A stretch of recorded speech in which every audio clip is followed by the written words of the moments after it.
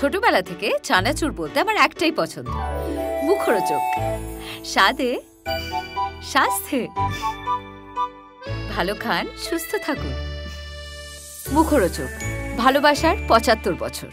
আমি চেষ্টা করি সৌম্যর সাথে প্রচন্ড ঝগড়া করেও হলে মায়ের কাছে এসে থাকার। আমার বাবা চলে গেছে মানে আমার একটা অংশ নিয়ে চলে গেছে, আমি বিশ্বাস করি। শেষ দিন পর্যন্ত থাকতে পেরেছি বাবার পাশে। কোথাও না কোথাও গিয়ে প্রত্যেকটা মানুষকেই যেতে হবে। সেই জায়গাটা থেকে খুব আর্থিক একটা কষ্টের মধ্যে দিয়ে আমি বড় হয়েছি। যদিও আমি আমার নিজের স্ট্রাগল বেচতে চাই না, সেটা আমি পছন্দ করি না, কিন্তু জীবন সবকিছুই দেখিয়েছে। শ্বশুরবাড়ির কথা যদি ভাবো, তাদের সম্মান রক্ষাটা আমার কাছে অনেক বড় একটা ব্যাপার। তো আমার যেটা মনে হয় যে বম্বেতে গিয়ে থাকলে বা কাজ করতে পারলে হয়তো আমি আরো অনেক বেশি নিজেকে এক্সপ্লোর করতে পারতাম, যেটা হয়তো আমি করতে পারিনি ডিউ টু মাই ফ্যামিলি।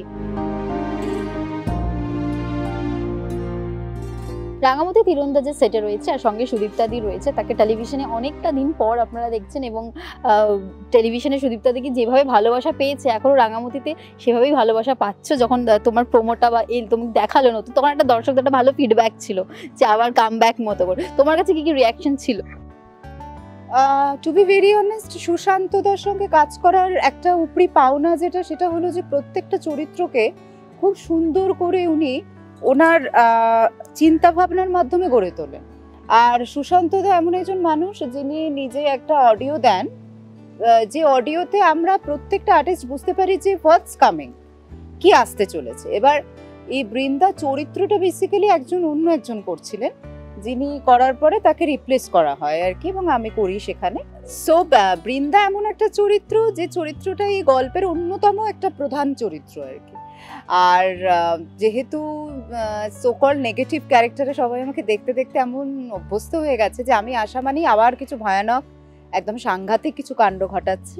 তো এখানেও তাই সারাক্ষণই আমার উদ্দেশ্য একটা, সেটা হচ্ছে যে রাঙাকে কোনোভাবেই এই বাড়িতে থাকতে দেওয়া যাবে না, এবং একলব্যর সঙ্গে রাঙাকে একটা ডাইভোর্স করিয়ে রাহেরির সঙ্গে একলব্যর বিয়েটা দেওয়া আর কি, এটাই উদ্দেশ্য। কিন্তু বৃন্দা ক্যারেক্টারটা এমন একটা ক্যারেক্টার, বাড়ির বড় বউ, আর ও ভীষণ আত্মকেন্দ্রিক এবং চায় যে ওই আর কি মানে বাড়ির রানী হয়ে থাকবে, মানে আর কেউ আর কি ওই যে জায়গাটা নেবে বা আরো যে কেউ আসবে, সে মানে যেহেতু রাঙা সবাইকে সেভ করতে চায়, প্রোটেক্ট করতে চায়, তা সেটা বৃন্দার আর কি খুব রাগ। তো আমার খুব ভালো লাগছে ক্যারেক্টারটা করে। আর সামহাও আমি বৃন্দা চরিত্রটা করা, মানে আবারও একটা বছর পর টেলিভিশন করে বৃন্দা করার পরে আমি সত্যি ভীষণই ভালোবাসা পাচ্ছি, এবং চরিত্রটাকে সবাই অত্যন্ত ভালোভাবে অ্যাকসেপ্ট করেছে। মানে যেটা আমার কাছেও একটা খুব, আমি নিজেও আই ওয়াজ মানে টেন্সড অ্যাবাউট, কি যে যেহেতু প্রথমত একটা রিপ্লেস ক্যারেক্টার করতে আসলে একটা প্রথমত তো একটু তো ভয় হয়, যে যেহেতু অলরেডি একজন করে ফেলেছে এবং আমার কতটা অ্যাকসেপ্টেন্স তৈরি হবে। তো সবটা মিলিয়ে দর্শক যে আজও আমাকে ভালোবাসে এবং অনস্ক্রিন আমাকে বারবার দেখতে চায়, আমার সিন গুলো এবং আমার কি হবে, কি হতে চলেছে এই গল্পগুলো দেখার জন্যে যে মানুষ অপেক্ষা করে, এটাই আমার কাছে আজকে দীর্ঘ ১৪ বছর টেলিভিশন করার পর এটাই আমার কাছে পাওয়া আর কি। তবে এই নতুন পরিবারটা একটু বলো, যে নতুন মেকআপ রুমটা কি জমজম? It is a amazing family. মানে আই হ্যাভ টু সে, মানে কি যে চান্দ্রেদির সাথে এটা আমার প্রথম কাজ।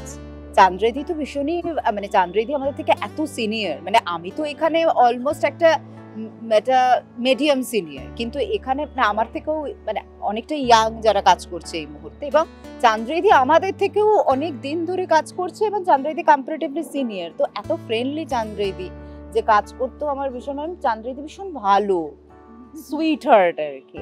আর নবারুণ বোসের সম্পর্কে কি বলবো আলাদা করে, উনি তো একজন থিয়েটারের মানুষ, পরিচিত মানুষ থিয়েটারের, সো সেটা একটা বড় ব্যাপার। আর একটা হচ্ছে যে বাকি যারা রয়েছে তারা অল আর ভেরি ফ্রেন্ডলি, এবং তাদের প্রত্যেকের সাথেই আমার মোটামুটি প্রথম কাজ আর কি।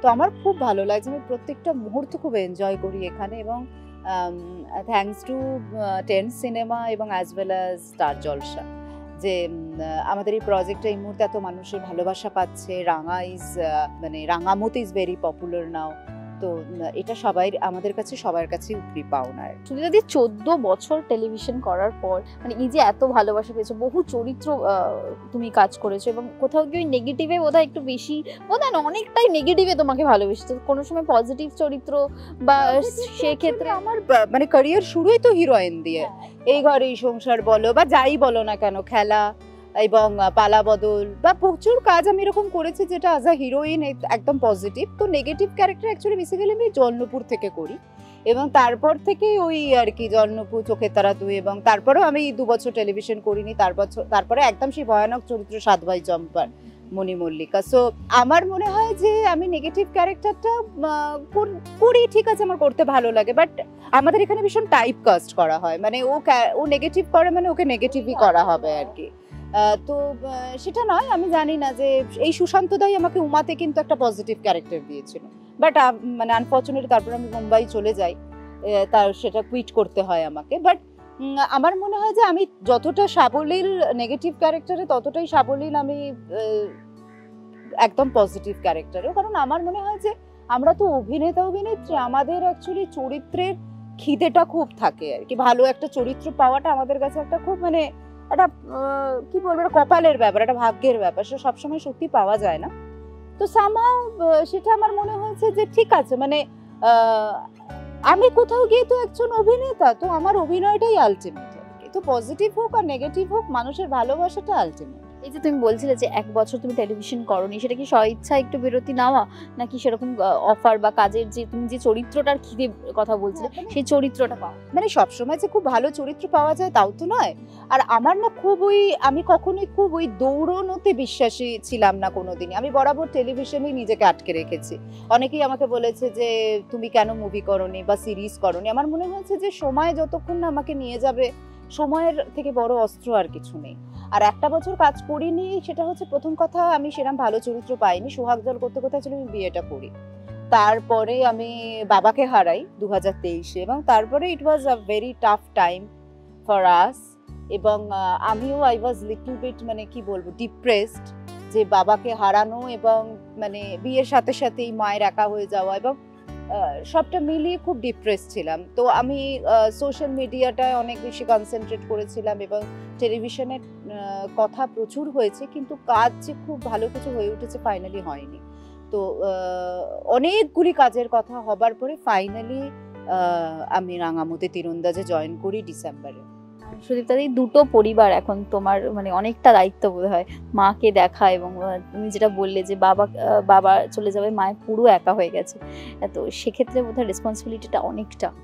হ্যাঁ, মানে আমার বাবা অ্যাকচুয়ালি আমার কাছে সব থেকে প্রিয় মানুষ এই পৃথিবীর, মানে আমার বাবা চলে গেছে মানে আমার একটা অংশ নিয়ে চলে গেছে আমি বিশ্বাস করি। আর এই পৃথিবীতে সব থেকে দুর্বল আমি একটি মানুষের ক্ষেত্রে, সেটা আমার বাবা, যিনি এখন নেই এই মুহূর্তে। কিন্তু বেসিক্যালি বাবার খুব স্বপ্ন ছিল যে আমি অভিনয় করব, কাজ করব, বাবা আমাকে স্ক্রিনে দেখতে পাবে।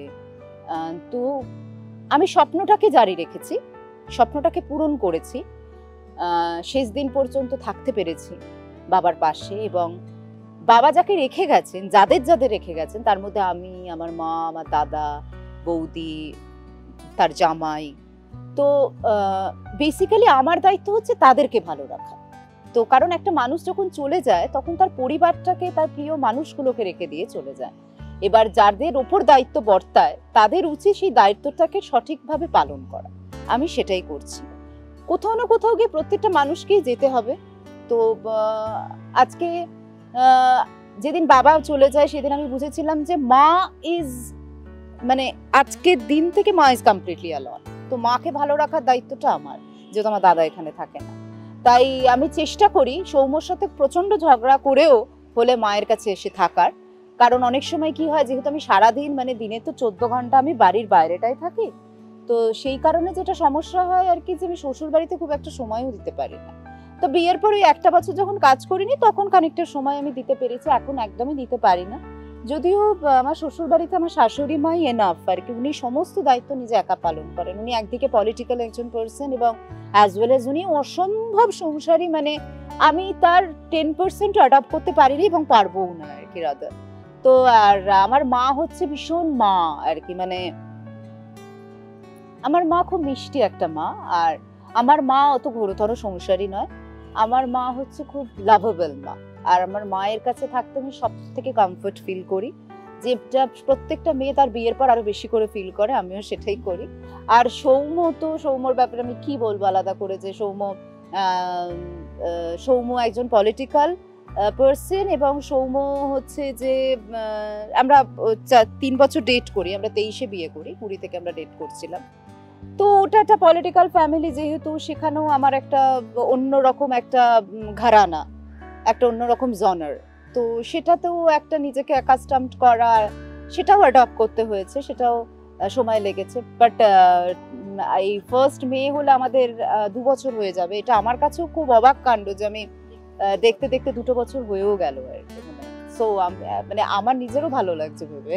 এই যে 2 বছর এবং 2 বছরের মধ্যে সুদীপ্তা দি নিজের পরিবর্তন লক্ষ্য করেছো কোথাও গিয়ে? একটা নতুন পরিবার, মা এদিকে, এবং কেরিয়ার, ব্যক্তিগত জীবন সবটা সামলে ওঠা। দেখো, আমি বরাবরই খুব মানে ফ্যামিলি ওরিয়েন্টেড, মানে ফ্যামিলি পার্সন। মানে কেন বলো তো, কারণ আমি যেহেতু খুব ছোট থেকে খুব দায়িত্ব নিয়ে একটা পরিবারকে কিভাবে ঠিক রাখা, কারণ আমার বাবা খুব তাড়াতাড়ি রিটায়ার করে নিয়েছিলেন, তো সেই জায়গাটা থেকে খুব আর্থিক একটা কষ্টের মধ্যে দিয়ে আমি বড় হয়েছি। যদিও আমি আমার নিজের স্ট্রাগল বেচতে চাই না, সেটা আমি পছন্দ করি না, কখনোই পছন্দ করি না, কিন্তু জীবন সবকিছুই দেখিয়েছে। তো সেই জায়গাটা থেকে অনেক কিছু দেখে বড় হওয়া, এবং আজ আর নতুন করে দায়িত্ব নিতে আমি পিছুপা হই না বা আমার ভয় করে না।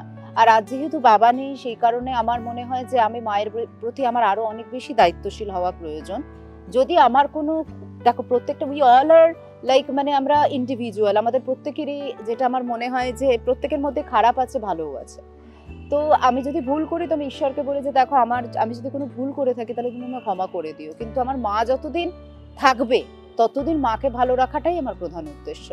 আর আমার শ্বশুরবাড়ির কথা যদি ভাবো, তাদের সম্মান রক্ষাটা আমার কাছে অনেক বড় একটা ব্যাপার, কারণ ওরা একটা পলিটিক্যাল ফ্যামিলি। আমার শ্বশুর মশাই, আমার শাশুড়ি মা, আমার ননদ, সৌম্য, প্রত্যেকের সম্মানটা বাঁচিয়ে এবং নিজের সম্মান রক্ষা করে, যতটুকু যেভাবে ইন্ডাস্ট্রিতে কাজ আমি এত বছর করে এসেছি, এবং আজকে বিয়ের পর যেহেতু দুটো পরিবারের ইমেজকে বজায় রেখে যতটা যেভাবে কাজ করা যায় এবং করা উচিত ততটাই আমি করি। কারণ আজ আমি একা নই, এত পরিবার, আমি মনে করি বিয়ে মানে একটা পরিবারকে বিয়ে করা, তো সেখানে বিয়েটা ইনস্টিটিউশন, তো অনেক কিছু শেখা যায়।